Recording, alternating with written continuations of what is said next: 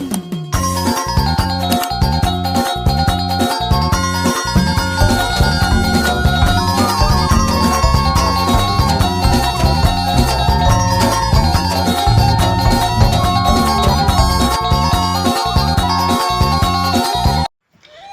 saya Azhara Syahia dari Prodi Sosiologi dengan NPM 21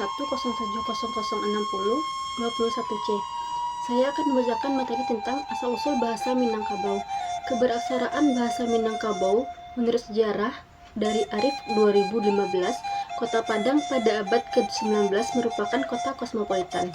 Perang Padri yang dimulai pada tahun 1803 dan perang ini berlangsung selama 16 tahun yang mendatangkan banyak orang Eropa seperti dari Swiss, Prancis, Jerman, Belgia, dan lain-lainnya sebagai tentara bayaran mereka.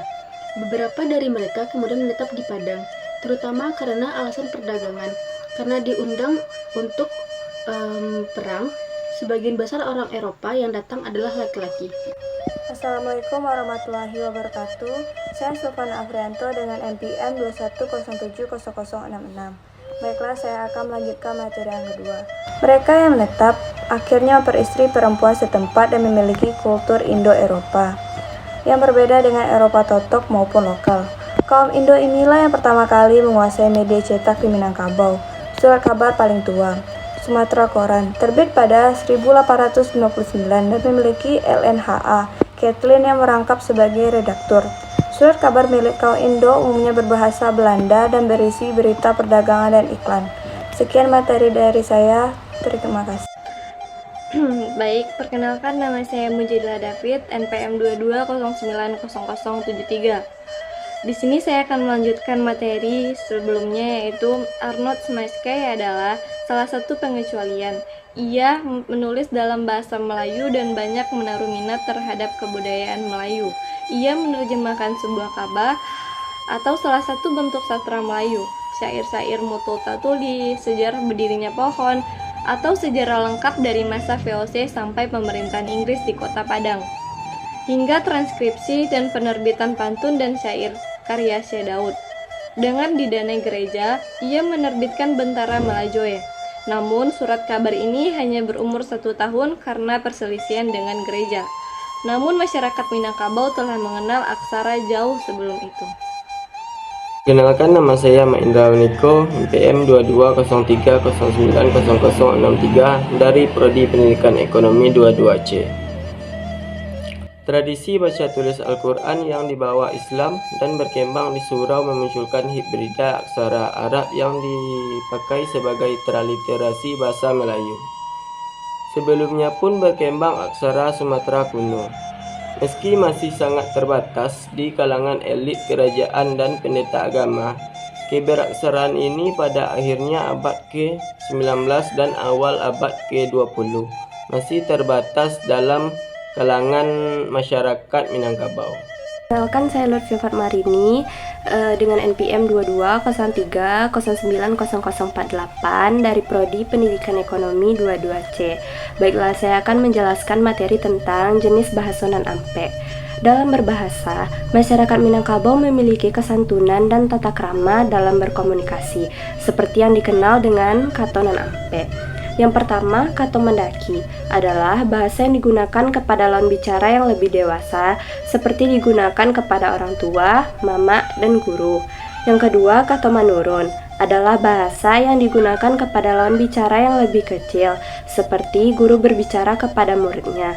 Yang ketiga, kato mendata adalah bahasa yang digunakan dalam interaksi biasa kepada lawan bicara yang seusia atau sesama besar seperti kepada teman. Yang terakhir, yaitu kato malerang adalah bahasa yang digunakan kepada lawan bicara yang disegani dan dihormati, baik secara adat dan budaya seperti ulama, penghulu, dan lainnya. Biasanya juga digunakan pada hubungan kekerabatan seperti ipar, menantu, mertua, dan besan. Sekian, terima kasih. Assalamualaikum warahmatullahi wabarakatuh. Saya Sri Salsabila Sastra dari Prodi Pendidikan Ekonomi 22C dengan NPM 2203090058. Di sini saya akan melanjutkan materi tentang tingkatan bahasa.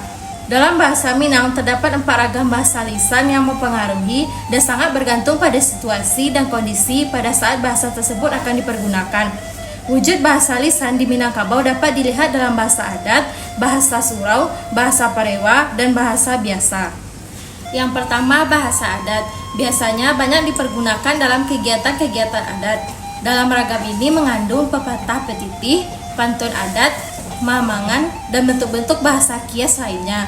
Ini tertuang dalam pidato adat, pasambahan, para penghulu, niniak mama, serta tokoh-tokoh adat lainnya. Yang kedua, bahasa surau merupakan suatu bentuk bahasa yang banyak dipergunakan oleh para ulama. Ragam ini dapat ditemui dalam setiap aktivitas keagamaan di surau. Perbedaannya dengan ragam bahasa adat, ragam bahasa surau ini banyak mengandung ajaran-ajaran agama dan juga banyak dipengaruhi unsur-unsur serapan dalam bahasa Arab. Saya Habib Noval dengan NPM 2203090076. Saya berasal dari Prodi Pendidikan Ekonomi. Baiklah, saya akan membacakan materi yaitu tingkatan bahasa. Itu bahasa Parewa yang dipergunakan oleh kaum muda dalam berkomunikasi antar sesama. Ragam bahasa ini memiliki ciri-ciri seperti bahasanya sedikit kotor, kasar, tak jarang juga muncul bahasa-bahasa sindiran. Yang terakhir, yang keempat, yakni bahasa biasa atau juga bisa disebut sebagai bahasa Minang umum sehari-hari. Dikatakan bisa karena ragam ini biasa dipergunakan oleh masyarakat Minangkabau dalam bertutur atau berkomunikasi. Dalam ragam ini, ciri khasnya tidak kentaranya dialek yang dipergunakan oleh si penutur bahasa Minang. Sekian, terima kasih. Saya kembalikan ke moderator. Assalamualaikum warahmatullahi wabarakatuh. Perkenalkan, nama saya Elsa Handayani dengan NPM 21070045 dari kelompok 3 yang akan membahas materi mengenai dialek di Sumatera Barat. Dialek di Sumatera Barat terdiri dari 5 dialek. Yang pertama adalah dialek Pasaman. Dialek ini digunakan di daerah Pasaman dan Pasaman Barat dengan ciri khasnya pengucapannya lebih keras dan intonasinya lebih tegas dibanding dialek Minangkabau lainnya. Yang kedua, penggunaan beberapa kosakata yang berbeda seperti kata ganti orang kedua ang atau kamu yang lebih sering digunakan daripada awak. Yang ketiga, pengaruh bahasa Mandailing dan Batak karena kedekatan geografisnya dengan wilayah Sumatera Utara. Yang kedua adalah dialek Agam dan Tanah Datar. Dialek ini mencakup wilayah Tanah Datar atau Batu Sangkat dan Agam Bukit Tinggi dan sekitarnya. Ciri khas dari dialek ini dianggap sebagai bentuk standar dari bahasa Minangkabau karena sering dipakai dalam interaksi antar wilayah. Intonasi pengucapannya cenderung datar dan halus, sesuai dengan sifat budaya Minangkabau yang ramah. Beberapa kata seperti adik, adik, atau ulu atau leher sering digunakan secara khas. Yang ketiga adalah dialek 50 kota. Dialek ini digunakan di kota 50 kota dan Payakumbuh. Sedikit mirip dengan dialek Tanah Datar, tetapi mempunyai variasi lokalnya. Beberapa kosakata seperti memiliki arti khusus di daerah ini. Ini misalnya tabe itu misalnya kolam kecil dan konteks budaya mereka. Ada intonasinya lebih dinamis dibandingkan dengan dialek Tanah Datar dan Agam. Yang keempat adalah dialek Kota Baru. Dialek Kota Baru ini merujuk pada wilayah Solok dan sekitarnya. Dialek ini memiliki khasnya. Yang pertama adalah kosakata dan pengucapan mirip dengan dialek Solok secara umum. Dialek ini memiliki intonasi yang lembut, mencerminkan adat dan budaya masyarakat Solok yang sangat ramah. Beberapa perbedaan fonologis seperti penggantian bunyi A menjadi O pada kata-kata tertentu.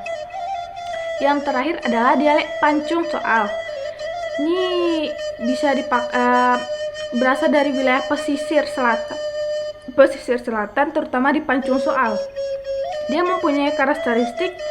Dialek Pancung Soal ini sering dipengaruhi oleh bahasa Melayu pesisir karena letaknya di sepanjang garis pantai.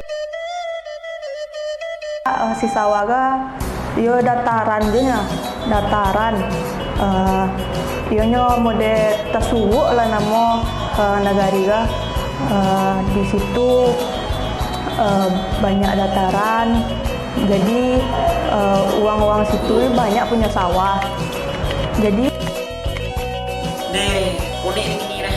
Awas lang, awas.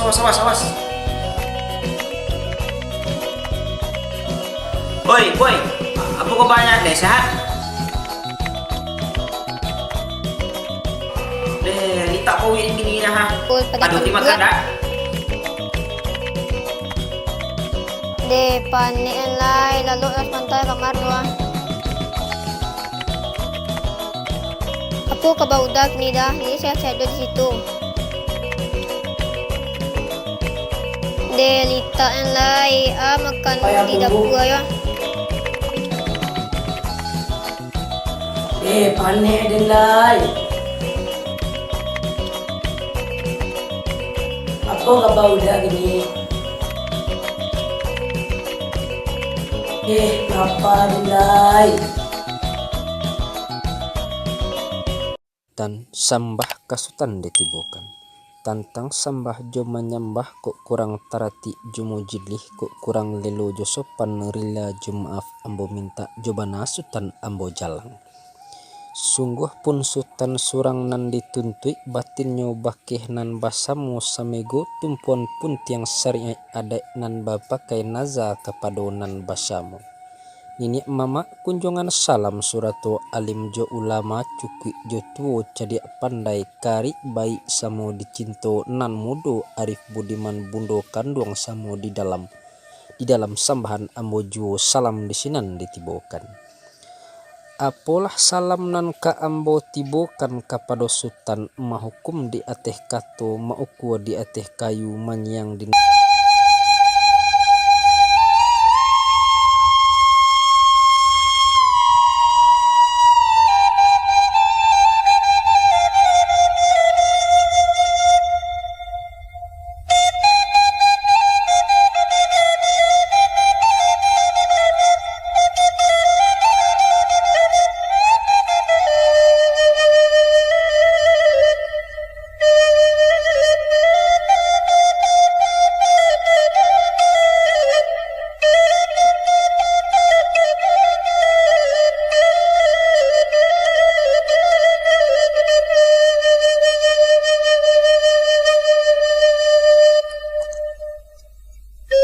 Cupak ditukar orang panggale, jalan di asa orang lalu.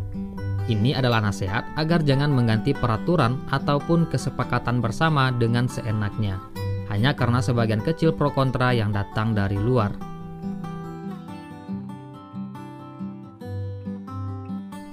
Duduk surang basampi-sampi, duduk basamo balapang-lapang. Suatu persoalan jika hanya dipikirkan sendiri akan terasa begitu berat.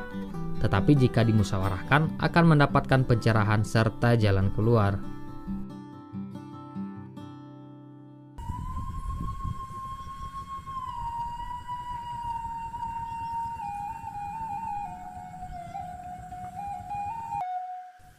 Ili mudik angin balari, gamang basarang di pasawangan.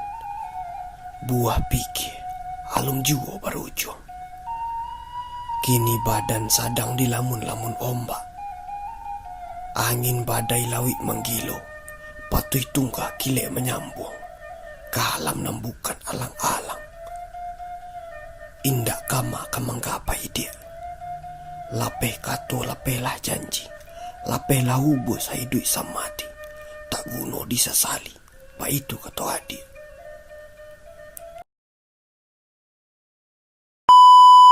Perbedaan bahasa di Minangkabau. Kau apa ke balai polisi tukang? Di pagi ambo ke pasar membeli sampai lo. Tadi pagi awak ke pasar balik kaliki. Cako dan kapakan balik kaliki.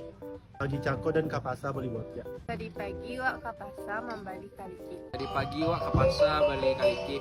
Tadi pagi dan ke pasar balik kaliki. Tadi pagi awak ke pasar membeli pepaya. Awak kodok damam dek digigit rongi. Aku acak damam dek digigit nyamuk. Dan kodok menomam dek digigit pangkiang. Kodok dan domam digoto dia ongi. Awak cok mandamam dek kan gigi nyamuk. Awak cok damam dek digigit rangi. Awak cok damam dek digigit nyamuk. Dan ocok domam dek digigit kongi. Awak cok damam dek digigit rangi. Awak kodok konai domam dek digigit nyamuk.